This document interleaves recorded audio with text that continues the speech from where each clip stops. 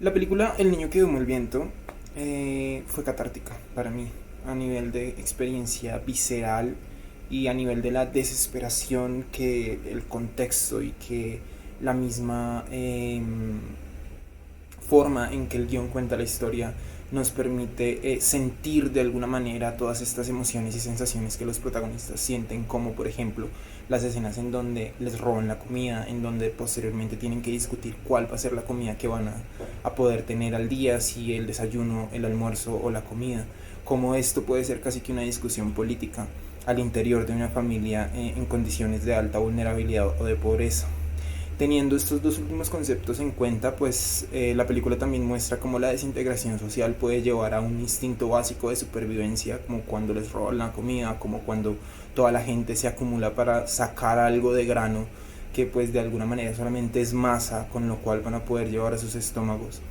Eh,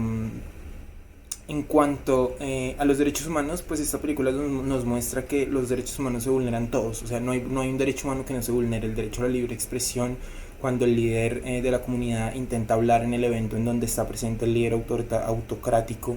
del régimen autoritario que en Malawi se encuentra instaurado. Eh, También el derecho a la alimentación es un derecho básico que todo ser humano debe tener, el derecho al agua, el derecho a la tierra productiva, porque en varias ocasiones de la película nos muestran cómo ellos tienen acceso a una tierra que de alguna manera no les produce alimentos, no les produce ni siquiera agua. El privilegio a la alimentación diaria sin preocupaciones creo que es un punto crucial que la película nos presenta, cómo de alguna manera las personas que vivimos en lugares en donde la vulneración social no es tan alta y en donde tenemos de alguna manera un capital con el cual poder acceder a recursos que nos habiliten el acceso a la alimentación, como esto no es un derecho sino casi un privilegio, esta distinción o discusión entre derechos y privilegios del discurso internacional de lo que significan los derechos humanos. Esta declaración de derechos humanos en la película claramente lo que representa es que no es universal, no es aplicable en los contextos en donde la violación de derechos humanos es de pobreza extrema y de represión política. La ausencia de un Estado y la impunidad y la vulnerabilidad que esto significa, en donde la democracia es inexistente, en donde la ferocidad del régimen autocrático genera unas sociedades opresivas en sí mismas, porque por ejemplo hay una escena que me causó demasiado, no sé, dolor, y es cuando el niño le pide la bicicleta al padre para poder hacer su molino, para poder hacer su idea, su ingenio, esta idea que durante el inicio de la película él como que se crea y dice bien, tengo esta problemática, ¿cómo la soluciono? Y su respuesta es crear un molino, ¿no? Porque pues obviamente todo esto viene de un proceso que ya voy a ahondar en cuanto a la educación. Pero esta escena de la bicicleta en donde el niño le pide la bicicleta al padre y el padre le dice que no, de alguna manera es opresivo el padre en sí mismo con su actitud hacia no creer o no legitimar las ideas de su hijo. Eso representa esa brecha generacional que hay en donde una generación ha tenido acceso a la educación como lo es el niño, que es interesante que, por ejemplo, hay dos escenas muy importantes en la película, que es una cuando el niño descubre la biblioteca, que descubre que al final de la película muestran un pequeño apartado de un discurso de intervención del niño en un evento de estos grandes, me imagino que en Europa o en Estados Unidos, en donde él dice, yo encontré un libro de cómo utilizar la energía y lo usé. Cómo la educación puede llegar, cómo el derecho a la educación puede llegar a significar incluso simplemente con la obtención de un libro o con el acceso simplemente a un libro. Cómo un libro puede llegar a ser el vehículo transformador de una sociedad, porque pues también nos muestran cómo la tradición y el progreso entran de alguna manera en conflicto, porque el padre pues de alguna manera dice, pues la bicicleta es mi medio de transporte, es el medio con el cual yo pues voy a la capital, voy a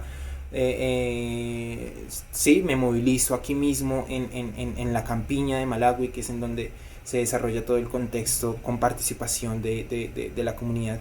Eh, Y bueno, educar para empoderar. La biblioteca como ese espacio de conocimiento, creo que eso me impactó demasiado a nivel personal. Otro punto importante es el agua como mínimo vital. De alguna manera, la película o todo el contexto de la película es cómo podemos acceder al agua, cómo ese niño logra a través de su ingenio, de su creatividad, de su innovación, hacer funcionar una fuente de agua que no servía. Otra parte importante que me dejó muy cautivado fue la cinematografía, la dirección y el enfoque de la fotografía, de mostrar un contexto tan real, tan eh, sin la necesidad de performar la realidad, sino mostrar algo tan no sé, seco de alguna manera, o tan fuerte como son este tipo de contextos. Crudos es el concepto adecuado. Esta ambientación que hacen con la participación de la misma comunidad, porque me imagino que todas las personas que participan aquí, la gran mayoría no son actores, sino simplemente son extras que hacen parte de ese tipo de comunidades que viven y habitan esas zonas. Eso me pareció muy interesante que el director lo trajera a colación o lo usara en la construcción de su película.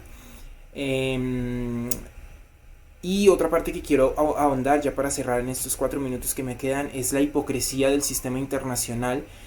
que proclama por unos derechos universales que en realidad no son universales, como ya lo dije.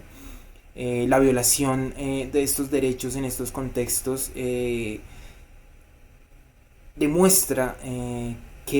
cuál es el impacto de la pobreza real en el disfrute de los derechos humanos. La pobreza imposibilita el disfrute de los derechos humanos.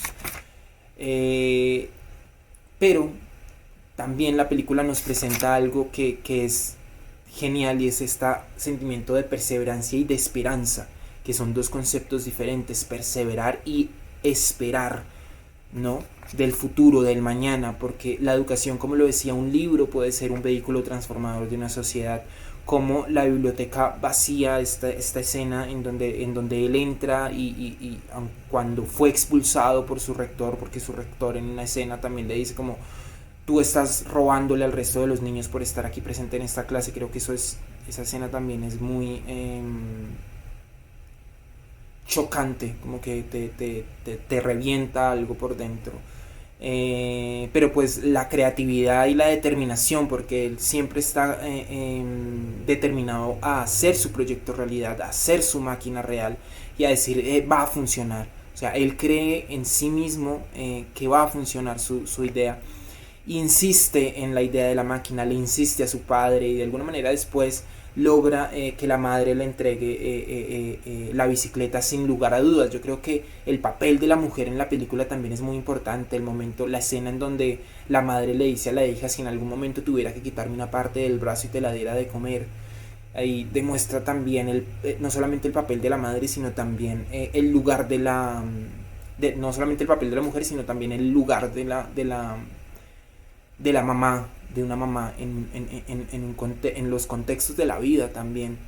Y más allá de la crítica social y reflexiva que hace la película, también es una forma de invitarnos a